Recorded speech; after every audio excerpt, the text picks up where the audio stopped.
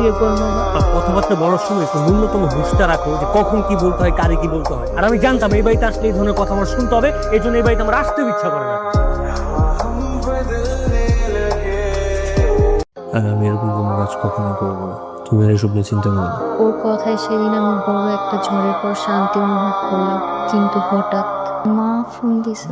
কথা বলি। আসসালামু আলাইকুম আম্মা। আলহামদুলিল্লাহ ভালো আছি আম্মা। আপনার শরীরটা এখন কেমন আছে? এত চিন্তা কেন করছেন? আমাদের নিয়ে চিন্তা করা লাগবে না, আমরা তো ভালো আছি। এখন বলছো ভালো আছো, জীবনে একটা সন্তানের গুরুত্ব কতখানি। সন্তানাদি না থাকলে পুরুষ মানুষের কোনো মূল্য নেই।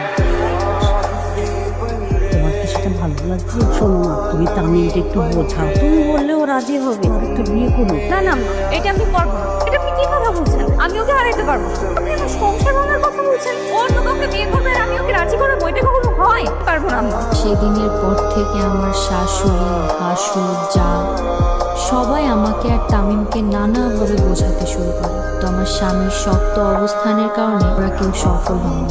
আপনার ঘটনার সাথে আমার ঘটনা হুবহু মিলে যাচ্ছে।